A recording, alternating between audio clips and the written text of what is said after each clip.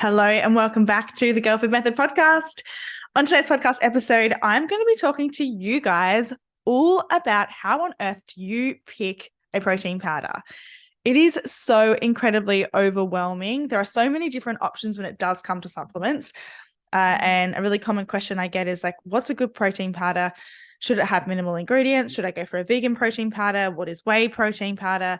There are so many options and I can completely understand why it's overwhelming. I think there's a lot of misinformation as well out there about who should be using protein powders and whether you should be using them. So this is going to be like your go-to guide when it comes to picking a protein powder, which is going to be suitable for you. Now, I'm literally just going to jump into today's podcast episode.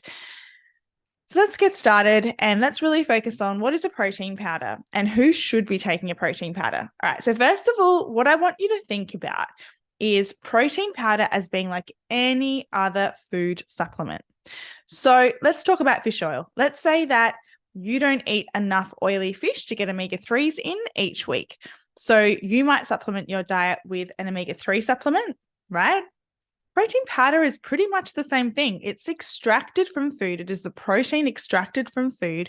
And if you can't hit your protein targets or you want a form of protein that is more easily accessible and just convenient for you, then that's why you would go for purchasing a protein powder. That's it, right? So it has nothing to do with going to the gym or like being a guy or like lifting weights. Not at all. It is purely just a macronutrient, which is protein, and we use that to supplement our diet.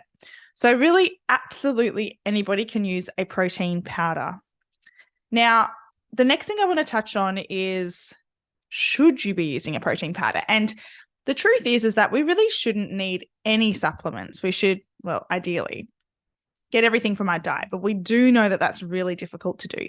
So a protein powder, in my opinion, is probably the best supplement you can purchase. Alongside that and creatine, I guess it depends on your situation, but I would say for most people it's really helpful. And that's just because sometimes protein can feel really hard to get into our diet without a lot of preparation. So carbohydrates, for example, are super easy, right? So a piece of fruit, an apple or banana is a carbohydrate source and you don't need to prepare that.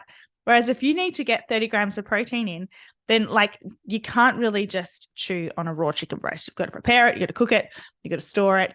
And that's where protein powder can just become a really helpful tool to supplement your diet to be able to get to your protein target.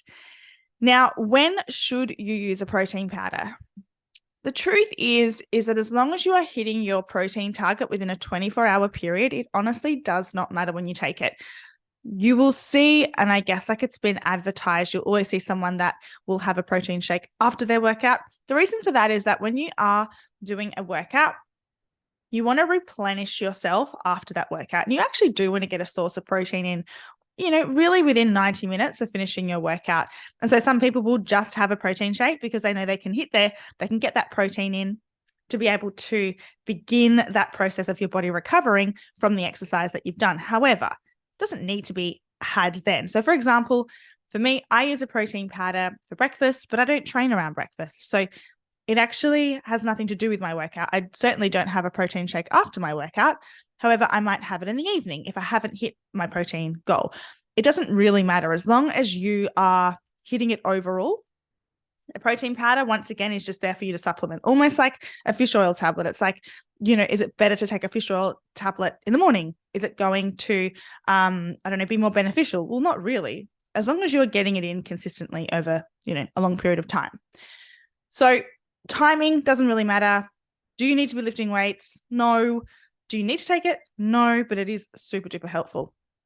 Okay, so this is the confusing thing because when you walk into a supplement store, there are so many different supplements and protein sources and protein powders. It's like, where on earth do I begin?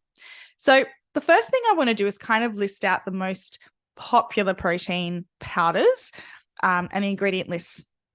So we can get protein from all different sources. Now, the highest quality protein and usually the most popular and the one that you'll see the most is whey protein. So whey is derived from milk, right? So it's basically protein extracted from milk. Now, you have two types of whey protein. So the first one is whey protein isolate. The second is whey protein concentrate. Now, for any of you out there that struggle with lactose intolerance, or you can feel a bit yucky when you do have dairy, then a whey protein isolate is a really good option because it actually has no lactose in it.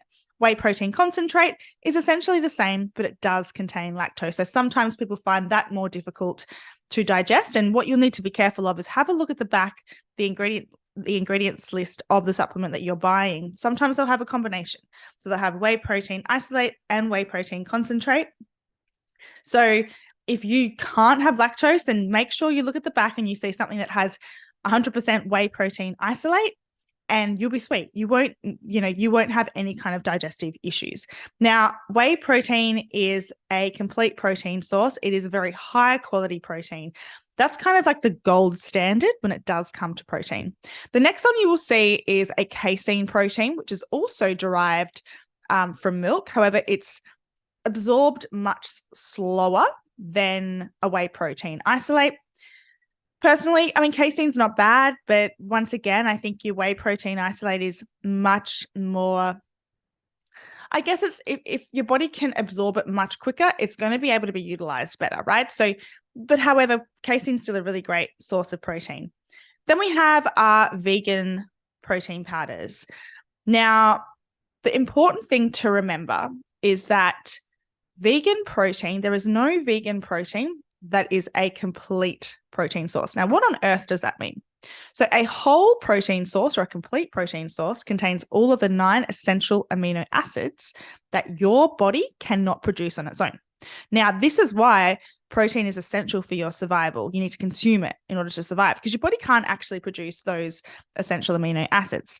So a whole protein source is only really found in animal-based products such as whey or casein. So both of those have all of those essential amino acids. Every single vegan protein will not. So what that means is that when you are purchasing a vegan protein powder, it's very important to ensure that you are choosing something that has a blend of different vegan protein sources. What do I mean by that? So that could look like when you're purchasing a vegan protein, it could have a mixture of pea protein. Now there are a lot of seed proteins, so you'll find pumpkin seed, watermelon seed, and they'll have a combination of these different vegan protein sources. And the reason for that is because combined, they're actually getting all of those essential amino acids. So when you do have a protein shake with that vegan protein, you're going to get all of those essential amino acids. But it's like you need several types of different vegan protein sources to create that complete protein source. So if you're purchasing a vegan protein that's purely soy, then that's not a very high protein, that's not a very high quality protein source because you're actually not getting all of those essential amino acids. Now, there are different sources of, like I said, vegan protein powders, vegan protein sources. Huh, what a tongue twister. And now it's kind of crazy where they're deriving protein from. And in the past, vegan protein powders have tasted pretty gross. They're usually much more gritty and sort of thicker.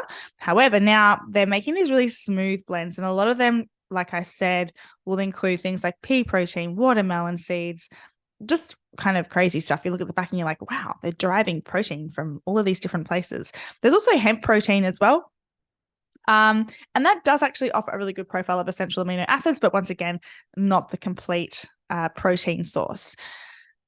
Now, let's talk about all the different other ingredients that you will find in a protein powder. Now, the rule of having less ingredients, the best, is somewhat true. But once again, keep in mind, if you are having a vegan protein, then you're not going to want just one vegan protein source. You're going to want more. Usually the main ingredients that you will see after, first of all, make sure that the very first ingredient on your protein powder is the protein source itself. The next thing you want to think about is the sweetener. So they will either majority will come with artificial sweeteners. Now, the amount of artificial sweeteners used in protein powder is so minute because it's so sweet, it's really not a problem. The only issue that can arise is that sometimes sugar alcohols, which are these sweeteners, can cause digestive issues. And you just want to play around with that. There are also protein powders that will be sweetened with things like stevia that aren't these artificial sweeteners, which can, to be completely honest with you, can also cause digestive issues. This is where it really comes down to you and what sits well with your tummy. Now, for example, what's really strange about my situation is every time I have a whey protein, I am very sick. Like, I don't need to go into detail here, but I have the same reaction I would with if someone was lactose intolerant, right? Now, I was lactose intolerant as a child, so I've tried whey protein isolate. For whatever reason, my body still reacts that way. So for me, I go for a vegan protein powder. However, I have consumed vegan protein powders that have been absolutely chock-a-block with all this other extra fancy stuff. And my body has found that really hard to digest, just like it did the whey protein. So a lot of this comes down to just trial and error and figuring out what your body feels really good on. For me at the moment, I love Ghost vegan protein powder. That is sweetened, not with stevia, I think it's aspartame. And that sits really, really well with me. Actually, I should have a look. I should have brought the ingredients on here to have a look at what is at the back of it, what sort of vegan protein it is. But I do know that it is a mixture of all of them. So it really comes down to you just figuring out what sits well with you. There is a range of different products. And now, like, the quality of most proteins is quite high because the market is so competitive. People aren't putting out products that are really average, right? Majority of them are really high quality. And what you want to look at is per serve, so per scoop, which is usually anywhere between 20 to 30 grams. You want to make sure you're getting at least 20 grams of protein, preferably around 30. But for vegan, so for example, the Ghost vegan protein powder I'm using for a scoop, I think I get about 20 grams, which is actually on the lower side. However, I feel good on it, right? So most, in particular, whey protein isolates or whey protein concentrates, you're really going to be able to get at least about 30 grams of protein in that scoop. Now let's talk about calories per serving. So per serving, per 20 to 30 grams of protein powder, you want to be looking at anywhere between 100 to about 150 calories. That's the normal amount. Now, you will also find protein powders that contain other products in there that are usually like a carbohydrate. Now, these are usually called mass gainers, and these are for people that want to gain muscle and they don't want to be consuming, maybe their calories are up really high and they're trying to get extra calories in without feeling more full. And so some protein powders will include higher calorie ingredients, or they'll include a carbohydrate in that, which then means that they are higher calories. But the majority of just protein powders will sit anywhere between 100 and 150 calories, and that's a really good range. So what you want to think about is serving size, 20 to 30 grams of protein, 20 to 30 grams. And kind of the same with grams of protein, 20 to 30 grams of protein roughly within one serve, and anywhere between 100 and 150 calories per serve. I highly recommend the majority of you probably should go out and buy a protein powder. I'd actually really love to hear your suggestions. I feel like this is such a big topic. We get in our WhatsApp group all the time, my girls asking, what protein powders are you using? Because sometimes it's just like, you've just got to trial a whole heap. Some taste disgusting. Some taste really, really delicious. And then you've also got the ones that are completely tasteless, which can be helpful if you're not really you just want to add it into a smoothie and not actually taste it. So what I might actually do is pop a story onto my Instagram page, my podcast Instagram page, the Girl Fit Method Podcast. Please follow if you're not already. And I'll put a post up and then I'll put a story up and we can have a thread on what protein powders you guys suggest or what you really enjoyed consuming. And then we can share that, and then we can hopefully not waste as much money, because I know I have wasted so much money on protein powders. And in fact, just before I go, let's talk about the price. Most protein powders are quite expensive. You're going anywhere between usually about 60. I know a lot of, depending on where you are in the world, let's talk Australian dollars, 60 to sometimes 100. And it obviously depends on how large it is. Obviously, like the larger you purchase, 2 kilograms, it's going to be more cheaper, but they can be really expensive. But there are some places out there that will have deals, so keep your eye out.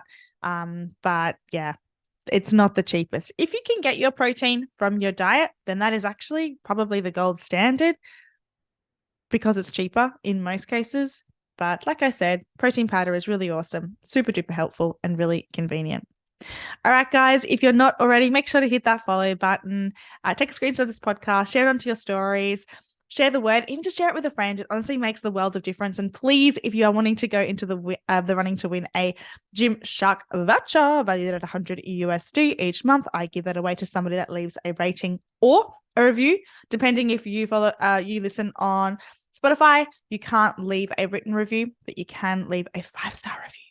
And then also, if you listen on Apple Podcasts, you can definitely leave a rating and a review. And I always love reading them. I love, love, love them. All right, guys. Thank you all so much. I hope you enjoyed this podcast episode. And until next time, big love, Coach Tash.